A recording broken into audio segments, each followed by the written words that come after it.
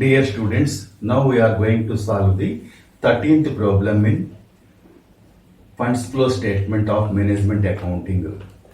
Before solving the problem, I would like to read it. The following are the summarized balance sheets of X Limited on 31st December 2002 and 31st December 2003. Liabilities, అప్పులు 2002, 2003. Assets, 2002, 2003. Liability side. Share capital 6 lakhs 8 lakhs, వాటా మూలధనం 6 లక్షలు 8 లక్షలు, డిబెంచర్లు 2 లక్షలు 3 లక్షలు, P&L account లాభంట్ల గత 1,25,000 2,50,000, రుణదాతలు 1,15,000 90,000, provision for bad and doubtful debts రాని సంసిధాత్మక బాకీలకి ఏర్పాటు 6,000 3,000, provision for depreciation on land and buildings భూమి భవనాల తరుగుదల ఏర్పాటు 20,000 24,000, ప్లాంట్ యంత్రాల తరుగుదల ఏర్పాటు 30,000 35,000. ఆస్తుల వైపున ప్లాంట్ అండ్ మిషనరీ ప్లాంట్ యంత్రాలు 4 లక్షలు 645,000, ల్యాండ్ అండ్ బిల్డింగ్స్ 3 లక్షలు 4 లక్షలు, సరుకు 3 లక్షలు 3,50,000, బ్యాంక్ 20,000 40,000, ప్రిలిమినరీ ఎక్స్పెన్సెస్ ప్రాథమిక ఖర్చులు 7,000 6,000, debtors రుణగ్రస్తులు 69,000 61,000, total 10,96,000 15,02,000. Additional information: during the year, a part of machinery costing of rupees 70,000, accumulated depreciation 2,000 rupees, was sold for 6,000 rupees. ఆ సంవత్సరంలో యంత్రాల్లో కొంత భాగాన్ని 70,000 రూపాయలు విలువ గలవి 6,000 రూపాయలకు అమ్మడం జరిగింది. యంత్రాలపై తరుగుదల 2,000 రూపాయలు. సంవత్సరంలో 50,000 రూపాయల డివిడెండ్లను చెల్లించడం జరిగింది. నిధుల ప్రవాహ నివేదికను తయారు చేయండి. Dividends paid during the year ₹50,000. You are required to prepare funds flow statement. So let us start the problem. First, statement showing changes in working capital. నిర్వహణ మూలధనంలో మార్పులు చూపు నివేదికను తయారు చేసుకుంటాం. ఇప్పుడు కూడా వివరాలు 2002 2003. Increase in working capital, decrease in working capital. నిర్వహణ మూలధనంలో పెరుగుదల, నిర్వహణ మూలధనంలో తగ్గుదల. ఫస్ట్ రోమన్ నెంబర్ 1 ఏంటంటే కరెంట్ అసెట్స్ ప్రస్తుతాస్తులు. ఇందులో స్టాకు సరుకు ఇచ్చాడు 3,50,000, డిఫరెన్స్ 50,000 ఇంక్రీజ్ అయింది కాబట్టి ఇంక్రీజ్లో వేసుకున్నాం. బ్యాంకు 20,000 40,000 అయింది, 20,000 ఇంక్రీజ్ అయింది కాబట్టి పెరుగుదలలో వేసాం. డెటార్స్ రుణగ్రస్తులు 69,000 61,000 అయింది, 8,000 డిక్రీజ్ అయిపోయింది కాబట్టి తగ్గుదలలో వేసుకున్నాం.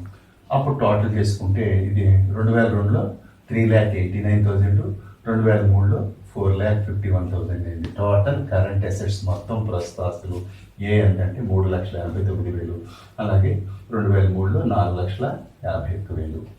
ఇప్పుడు రోమన్ నెంబర్ 2 కరెంట్ లయబిలిటీస్ ప్రస్తుత అప్పులు. ఇందులో క్రెడిటార్స్ రుణదాతలు, క్రెడిటార్స్ రుణదాతలు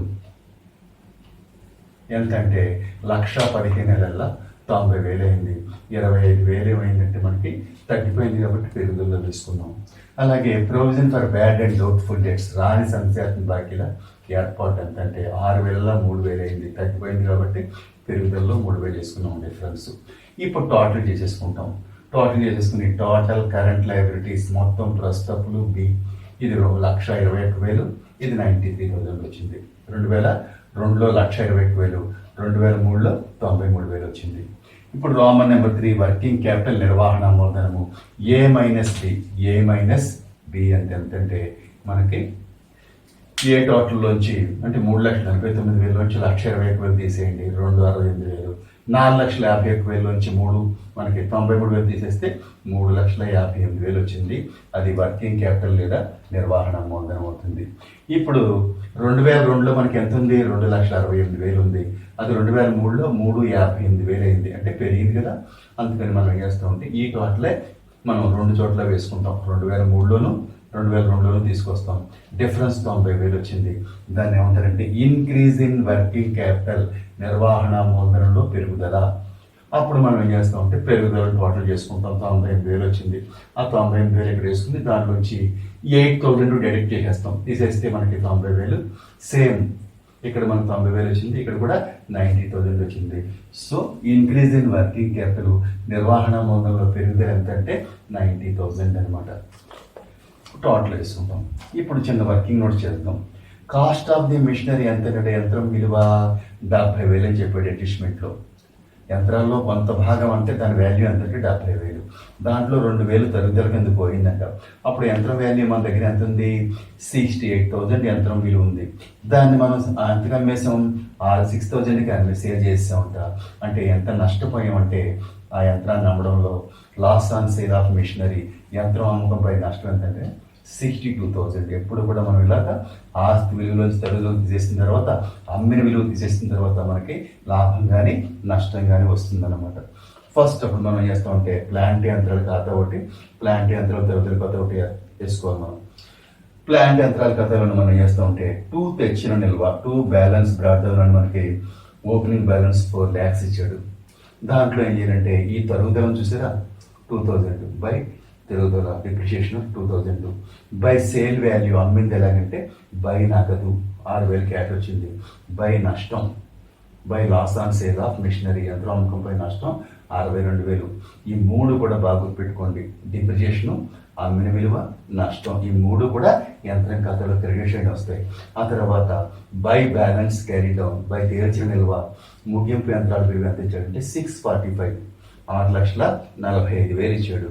టోటల్ చేసుకుంటే మనకి ఎంత వచ్చిందంటే 7,15,000 వచ్చింది. 7,15,000 ఇక్కడ వేసుకుని డిఫరెన్స్ చూస్తే 3,15,000, 3,15,000 వచ్చింది. దాన్ని 2 క్యాష్ నగదు బ్రాకెట్లో పర్చేజ్. ఎప్పుడైనా సరే ఈ యొక్క డెబిట్ సైడ్ బ్యాలెన్స్ వస్తే మనం ప్లాంట్ యంత్రాలని పర్చేజ్ చేసుకున్నట్లు లెక్క. దీన్ని పట్టుకెళ్ళి మనం ఫండ్స్ ఫ్లో స్టేట్మెంట్లో వినియోగాల వైపు వేసుకోవాలి. అలాగే అమ్మిన యంత్రాల విలువను ఏం చేయాలంటే సోర్సెస్ సైడ్ వేసుకోవాలి ఎప్పుడు కూడా. Next provision for dep on plant and machinery, plant యంత్రాల తరుగుదల ఏర్పాటు. దీని ప్రారంభ నిల్వ అప్పుల వైపు ఎంత ఇచ్చాడంటే ఓపెనింగ్ బ్యాలెన్స్ 30,000 ఇచ్చాడు. ఆ తర్వాత ఈ తరుగుదల ఉంది కదా, దీనికి ఎంట్రీ ఏంటంటే ఎప్పుడు కూడా తరుగుదల ఖాతా డెటార్ టు ప్లాంట్ యంత్రాల ఖాతా బాగా గుర్తుపెట్టుకోండి. Depreciation account debtor to machinery account to plant and machinery అని మనం చేస్తామంటే 2,000 వేసుకుంటాం. ఆ తర్వాత 2 బ్యాలెన్స్ క్యారీ డౌన్, 2 తేల్చిన నిల్వ 35,000 వచ్చింది. ఇక అడ్జస్ట్మెంట్ మనకి బ్యాలెన్స్ షీట్ వేసాడు 37,000 దీని టోటల్. దీన్ని తీసుకొచ్చి ఇక్కడ వేసి బ్యాలెన్స్ తెలిస్తే మనకి ఎంత వచ్చిందంటే 7,000 వచ్చింది. దాన్ని ఏమంటారంటే అడ్జస్టెడ్ P&L అకౌంట్, సర్దుబాటు చేసిన లాభకతకు మళ్లించుకోవాలి. అంటే ఈ ఏడాది మనం క్రొత్త సంవత్సరం, మన ఈ సంవత్సరంలో 2003వ సంవత్సరంలో ఏర్పాటు చేయవలసిన తరుగుదల ఎంత అంటే ఈ 7,000 అనమాట. దీన్ని అడ్జస్టెడ్ P&L అకౌంట్లో సర్దుబాటు చేసిన లాభకతలో ఎప్పుడు కూడా ఈ కొత్త తరుగుదలని డెబిట్ షీట్ నమోదు చేయాలి. Next provision for dep on land and buildings, భూమి భవనాల తరుగుదల ఏర్పాటు. డెబిట్ షేర్ మనం ఏం చేస్తామంటే డెబిట్ టు క్రెడిట్ వేస్తుంది. మనం ఏం చేస్తామంటే బ్యాలెన్స్ మనకి by balance brought down, by తెచ్చిన నిల్వ 20,000 వేసుకుంటాం. ఇది అప్పుడే కొంచెం చూసుకోండి 20,000. అలాగే 2 తేల్చిన నిల్వ 2 బ్యాలెన్స్ క్యారీ డౌన్ 24,000 ఇచ్చాడు.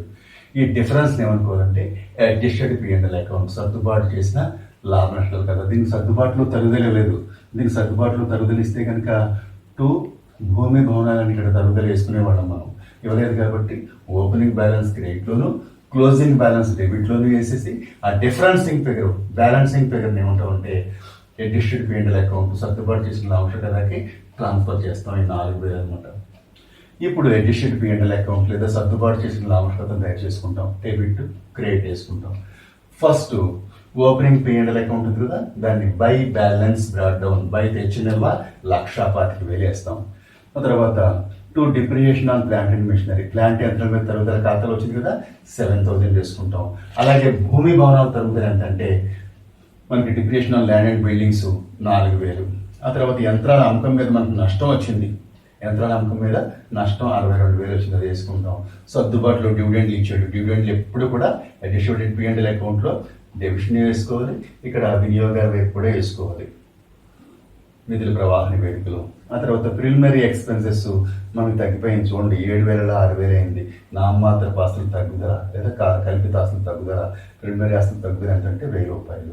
Closing P&L account 2,50,000. Closing balance of P&L account ఏమంటామంటే 2 తేల్చిన నిల్వ లేదా బ్యాలెన్స్ క్యారీ డౌన్ వేసి టోటల్ చేసేసుకుంటాం. 3,74,000. అదే 3,74,000 ఇక్కడ వేసుకుంటాం. అప్పుడు డిఫరెన్స్ చూస్తే మనకి ఆ వచ్చే ఆన్సర్ ఏంటంటే 2,49,000. దాన్ని ఏమంటారంటే ఫండ్స్ ఫ్రమ్ ఆపరేషన్, కార్యకలాపాల నుండి నిధులు. ఫండ్స్ ఫ్రమ్ ఆపరేషన్ లేదా తెలుగులో అయితే కనుక కార్యకలాపాల నుండి నిధులు వస్తాయి అన్నమాట. అప్పుడు మనం ఫండ్స్ ఫ్లో స్టేట్మెంట్ లేదా నిధుల ప్రవాహ నివేదికను తయారు చేసుకోవాలి. ఇందులో సోర్సెస్ ఆఫ్ ఫండ్స్, నిధుల వనరులు, అమౌంట్ ఎంత అమౌంట్, అలాగే అప్లికేషన్ ఆఫ్ ఫండ్స్ నిధుల వినియోగాలు అమౌంట్ రూపాయలు. ఇందులో ఏవలసింది చూద్దాం. ఫస్ట్ షేర్ క్యాపిటల్ చూడండి, అప్పుల వైపున 6 లక్షల 8 లక్షలు అయింది. అప్పు పెరిగింది కాబట్టి మనకి వ్యాపార సంస్థలోనికి మనకి ఫండ్ వచ్చినట్టు లెక్క, క్యాష్ వచ్చినట్టు లెక్క. కాబట్టి మనం ఈ వనరుల వైపున, మూలాధారాల వైపున మనం ఏం చేస్తామంటే ఇష్యూ ఆఫ్ షేర్ క్యాపిటల్, జారీ చేసిన వాటా మూలధనం అని 2 లక్షలు వేసుకుంటాం. అలాగే డిబెంచర్లు కూడా చూడండి పెరిగింది, 2 లక్షల 3 లక్షలు. ఇష్యూ ఆఫ్ డిబెంచర్స్, జారీ చేసిన డిబెంచర్లు 1,00,000. అలాగే మనం యంత్రాలు అమ్మేసాం, ప్లాంట్ యంత్రాలని 6,000 అమ్మేసాం కాబట్టి మనకి క్యాష్ వచ్చింది. ఆ తర్వాత ఫండ్స్ ఫ్రమ్ ఆపరేషన్, కార్యకలాపాల నిధులు 2,49,000. ఆ తర్వాత purchase of plant and machinery, plant యంత్రాల కొనుగోలు మనకి అకౌంట్లో వచ్చింది 3,15,000 బ్యాలెన్స్ వచ్చింది. Next land and buildings balance షీట్లో చూసుకోవాలి మనం, దీనికి ఎందుకంటే ఖాతా వేరేది మనం. 3 lakhs 4 lakhs అంటే 1,00,000 పెరిగింది కాబట్టి purchase of land and buildings, భూమి భవనాల కొనుగోలు. ఆస్తుల వైపు ఏదైనా ఆస్తి విలువ పెరిగినట్టయితే మనం పర్చేజ్ చేసినట్టు లెక్క. కాబట్టి పర్చేజ్ చేస్తే మన దగ్గర నుంచి క్యాష్ పోతుంది కాబట్టి మనం దాన్ని ఏం చేయాలంటే వినియోగించినట్టు అనమాట. ఆ మేరకు మనం క్యాష్ని వినియోగించినట్టు లెక్క. కాబట్టి ఆ 1,00,000 రూపాయలు కూడా మనం వినియోగాలు వైపు వేసుకుంటాం. ఆ తర్వాత ఇంక్రీజ్ ఇన్ వర్కింగ్ క్యాపిటల్, నిర్వహణ మూలధనంలో పెరుగుదల 90,000.